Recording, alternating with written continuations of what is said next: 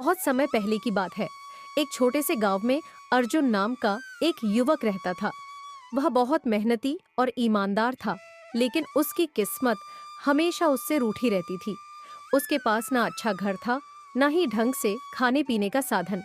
वह दिन भर गांव में छोटे मोटे काम करता, लकड़ियां काटता, कुएं से पानी निकालता और खेतों में मजदूरी करता।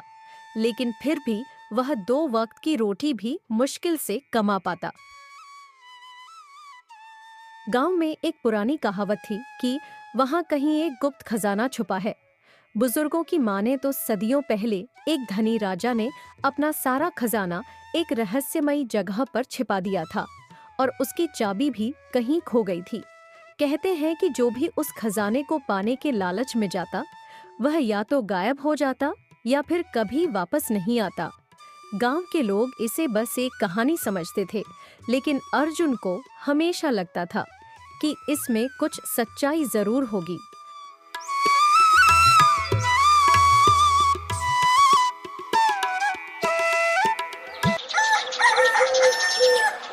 एक रात अर्जुन नदी किनारे बैठा अपने जीवन की परेशानियों के बारे में सोच रहा था। आसमान में घने बादल थे, ठंडी हवा चल रही थी। तभी अचानक एक बूढ़ा साधु उसके पास आता है। बेटा, तू बहुत परेशान लगता है। क्या कोई चिंता है? बाबा, आप कौन हैं? मैंने आपको पहले कभी गांव में नहीं देखा। मैं इस संसार का यात्री हूँ जो सच और ईमानदारी की खोज में चलता रहता है। मैंने तुझे बहुत दिनों से देखा है। तू मेहनती है, लेकिन भाग्य तुझे अब तक कुछ नहीं दे पाया। हाँ बाबा, मैं मेहनत तो बहुत करता हूँ, लेकिन फिर भी मेरे पास कुछ नहीं है। मुझे समझ नहीं आता कि मेरी किस्मत इतनी खराब क्यों है। साधु अपनी झोली से एक चमकती हुई चाबी निकालता है। अर्जुन उसे देखता ही रह जाता है। यह कोई साधारण चाबी नहीं है। यह गुप्त खजाने की चाबी है, जिसे पाने के लिए लोग सालों से भटक रहे हैं। लेकिन यह सिर्फ उसी के लिए काम करेगी जो लालच से दूर हो और नेक दिल हो। बाबा, क्या सच में? क्या यह वही खजाने की चाबी है जिसके बारे में गांव के बुजुर्ग बातें करते हैं? हाँ, लेकिन याद रखना, यह खजाना सबको नहीं मिलता। कई लोग इसे खोजने गए, लेकिन कोई भी वापस नहीं लौटा। यदि तूने जरा भी लालच किया तो यह तुझे भी बर्बाद कर सकता है। इतना कहकर साधु अचानक गायब हो जाता है।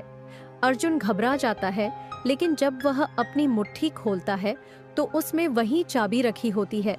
अब उसे विश्वास हो जाता है कि यह सब सपना नहीं था, बल्कि हकीकत थी। वह फैसला करता है कि वह इस खजाने को खोजेगा, लेकिन बिना किसी लालच के। अर्जुन कई दिनों तक गांव के बुजुर्गों से बात करता है, पुराने ग्रंथों को बहुत ही ध्यान से पढ़ता है और आखिरकार बहुत दिनों की खोज के बाद उसे एक रहस्यमयी गुफा के बारे में पता चलता है, जो गांव के पास के जंगल में स्थित थी। कहते थे कि वह गुफा शापित थी और जो उसमें गया वह फिर कभी नहीं लौटा। अर्जुन अगली सुबह तैयार होकर गुफा की ओर निकल पड़ता है और दिल में डर और रोमांच दोनों। जैसे जैसे वह जंगल के अंदर जाता है, वहां का माहौल अजीब होता जाता है। पक्षी चुप थे, पेड़ झुके हुए थे और हवा ठहरी हुई लग रही थी। कुछ दूर चलने के बाद उसे एक पुराना पत्थर का दरवाजा दिखता है, जिसके बीच में एक छोटा सा छेद था, बिल्कुल उसकी चाबी के आकार का। क्या यही वह दरवाजा है जिसके पीछे खजाना छुपा है? चलो इस चाबी को लगा के देखता हूँ। वह चाबी को छेद में डालता है और धीरे धीरे घुमाता है। अचानक पूरा दरवाजा हिलने लगता है और जमीन कांपने लगती है। अर्जुन घबरा जाता है, लेकिन तभी दरवाजा धीरे धीरे खुल जाता है और उसके सामने एक विशाल कक्ष प्रकट होता है, जिसमें चारों तरफ सोने चांदी के सिक्के, हीरे जवाहरात और अनमोल खजाने बिखरे पड़े थे। अर्जुन की आंखें चमक उठती हैं। यह दृश्य किसी सपने से कम नहीं था। अर्जुन धीरे धीरे खजाने के पास जाता है, लेकिन तभी उसे साधु की बात याद आती है। यह खजाना सिर्फ नेक दिल इंसान के लिए था। अगर उसने लालच किया तो वह भी उसी गुफा में कैद हो सकता था। वह सोच में पड़ जाता है। ये खजाना मेरा भाग्य बदल सकता है, लेकिन क्या मुझे इसे लेना चाहिए? बाबा ने कहा था कि यह सिर्फ ईमानदार लोगों के लिए है। तभी उसे पीछे से कुछ आवाजें सुनाई देती हैं। कोई उसकी तरफ आ रहा था। वह मुड़कर देखता है तो गांव का लालची सेठ रणवीर गुफा के अंदर दाखिल हो रहा था। उसने अर्जुन का पीछा किया था और अब खजाने को हड़पने की फिराक में था। तो ये रहा वो खजाना। अब आएगा मजा। अब मैं पम्मानी और दंदानी से भी ज्यादा अमीर हूँगा। और उस मुकेश के बच्चे से जिसको अपने पैसों का बहुत घमंड था, अब आएगा मजा। अर्जुन, अब यह सब मेरा होगा। तू यह चाबी देकर भाग जा। सेठ जी, ये खजाना सिर्फ नेक इंसानों के लिए है। बाबा ने कहा था कि लालच करने वालों के लिए ये खतरा बन सकता है। मुझे इन बेकार की बातों पर भरोसा नहीं है। ये सब कहानियां हैं। तू क्या समझ के रखा है कि ये सब बातें बता के मुझे उल्लू बना लेगा? तू ये खजाना अकेले ले जाना चाहता है, लेकिन मैं ऐसा होने नहीं दूंगा। रणवीर दौड़कर खजाने की ओर जाता है और जैसे ही वह सोने के सिक्कों को छूता है, अचानक पूरी गुफा हिलने लगती है। दीवारें दरकने लगती हैं, पत्थर गिरने लगते हैं और तेज आंधी चलने लगती है। देखते ही देखते खजाना धुएं में बदल जाता है और रणवीर जमीन में समाने लगता है। बचाओ, मुझे बाहर निकालो। लेकिन बहुत देर हो चुकी थी। रणवीर हमेशा के लिए गुफा में समा जाता है और गुफा का दरवाजा बंद हो जाता है। अर्जुन किसी तरह भागकर बाहर निकलता है। जब वह बाहर आता है तो उसकी जेब में कुछ सोने के सिक्के होते हैं। ये बाबा का आशीर्वाद था। अर्जुन को समझ आ गया कि असली खजाना लालच नहीं, बल्कि ईमानदारी और मेहनत होती है। वह खुशी खुशी गांव लौट आता है, जहां लोग उसकी बहादुरी के किस्से सुनते हैं और उससे प्रेरणा लेते हैं।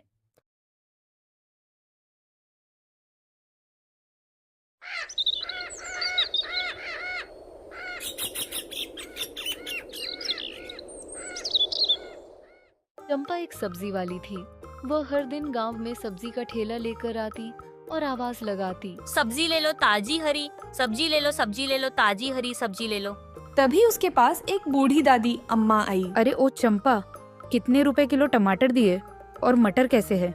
इतनी महंगी मटर और इतना महंगा टमाटर मुझे नहीं लेना है, मैं जा रही हूँ। इतना कहकर दादी अम्मा वहाँ से चली जाती हैं। तभी उसके पास रामलाल काका आते हैं। अरे चंपा, जरा 2 किलो टमाटर और 5 किलो मटर तौल कर रख दे, मैं शाम को लेने आऊंगा। इसी तरह चंपा का दिन कट जाता था। वह अपने घर में अकेली रहती थी और उसका घर भी जंगलों से थोड़ा सा करीब था। एक दिन चंपा गांव में सब्जियां लेकर आती है। तभी गांव का एक बदमाश लड़का राजू उसके पास आता है। अरे चंपा, क्या बात है? आजकल तो बड़ी हरी हरी सब्जियां लेकर आ रही है। कोई नया धंधा शुरू किया है क्या? अपनी हद में रहो, ज्यादा बोलोगे तो सरपंची से शिकायत कर दूंगी जाकर। सरपंच जी का नाम सुनकर बदमाश लड़का वहां से भाग जाता है।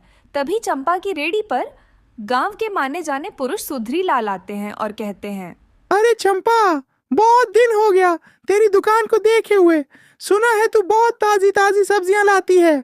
आजकल एक काम करना, शाम को मेरे घर 2 किलो टमाटर और 5 किलो अनार दे जाना, क्योंकि मेरी तबीयत खराब है और आजकल डॉक्टर ने मुझे फल और हरी हरी सब्जियां खाने को कहा है। और तेरे पास जो जो हरी हरी ताजी ताजी सब्जियां हैं, सब मुझे दे जाना। अरे साहब, मेरे पास सारी सब्जियां ताजी और हरी है। आपको जो सब्जियां चाहिए वह आप पसंद कर लो। मैं आपके घर बेझिझक पहुंचा दूंगी और इन सब्जियों को खाने के बाद आपकी तबीयत भी पहले से और अच्छी हो जाएगी। इतना कहकर वह चले जाते हैं और चंपा भी अपने घर के लिए निकल जाती है। एक तो सब्जी बेचना भी मुश्किल हो रहा है, ऊपर से यह गांव के बदमाश लड़के मुझे बहुत परेशान करते हैं। कल मैं पक्का सरपंच जी से इनकी शिकायत करूंगी। अगली सुबह चंपा सरपंच जी के पास जाती है और कहती है, सरपंच जी, आपके गांव के कुछ लड़के मुझे रोज परेशान करते हैं। वह रोज मेरे सब्जी के ठेले के पास आ जाते हैं और मुझे बुरा भला कहते हैं। कृपया करके आप उन्हें समझा दें।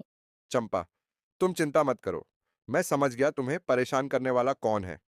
तुम जाओ और अपना काम करो, वह दोबारा तुम्हें तंग नहीं करेगा। मैं अभी उसे अच्छा सबक सिखाकर आता हूँ। इतना कहकर सरपंच जी उसे बदमाश को समझने के लिए चले जाते हैं। कुछ दूर चलने के बाद उन्हें वह बदमाश लड़का मिल जाता है। वह उसे जाकर कहते हैं, क्या रे तेरा ज्यादा दिमाग खराब हो गया है? गांव की लड़कियों को तो परेशान करता है। तेरी इतनी औकात, अगर तूने दोबारा उसे चंपा को परेशान करने की कोशिश की तो तेरे दोनों पैर तोड़ के पेड़ पर लटका दूंगा।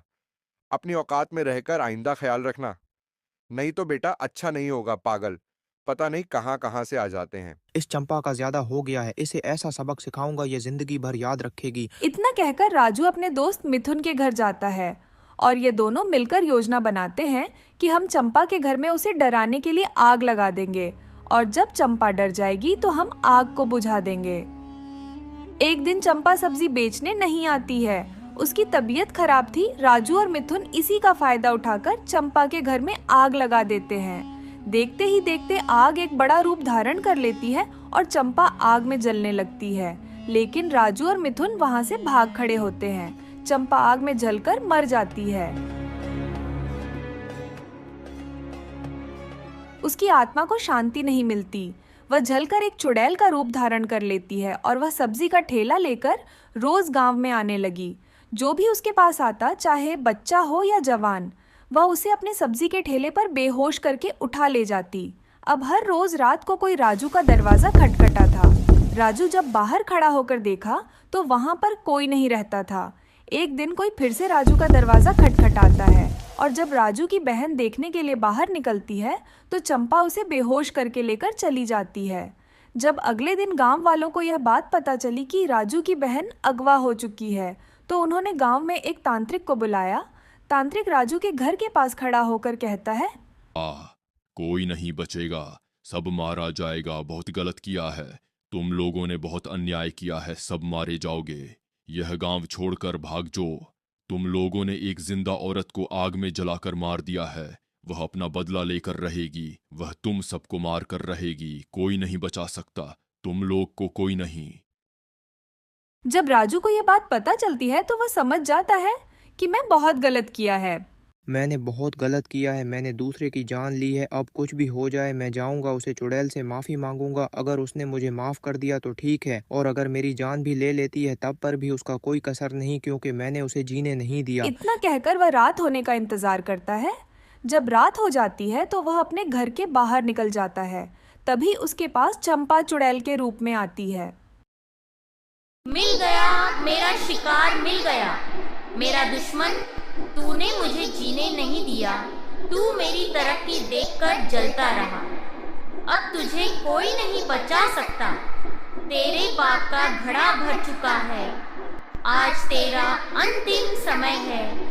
चंपा दीदी, तुम मुझे मार दो, मुझे जीने का कोई अधिकार नहीं है। मैंने तुम्हें जीने नहीं दिया और तुम्हारे घर को आग लगा दी। तुम्हारी मौत तड़प तड़प कर मेरी वजह से हुई है। तुम मुझे मार दो, मुझे अपनी गलतियों का एहसास हो गया है। मैं तैयार हूँ, बस मेरी बहन को छोड़ दो, वह बेकसूर है। मैं जानता हूँ मुझसे बहुत बड़ी गलती हुई है, लेकिन इसमें मेरी बहन को दोषी मत उठा रहा हो। तूने बहुत बड़ी गलती की है, इसकी सजा मुझे क्या, मैं तेरे पूरे गांव वालों को देती, क्योंकि उस दिन किसी ने भी मेरी जान नहीं बचाई।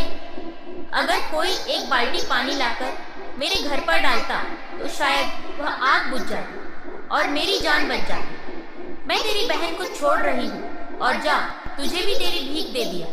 तुझे भी छोड़ रही हूँ, लेकिन आइंदा से ख्याल रखना, अगर किसी को भी तूने मेरी तरह परेशान किया तो मैं दोबारा आऊंगी और तेरा सर लेकर जाऊंगी यहाँ से। तभी पूरे घर में एक काली रोशनी छा जाती है और राजू की बहन वापस आ जाती है।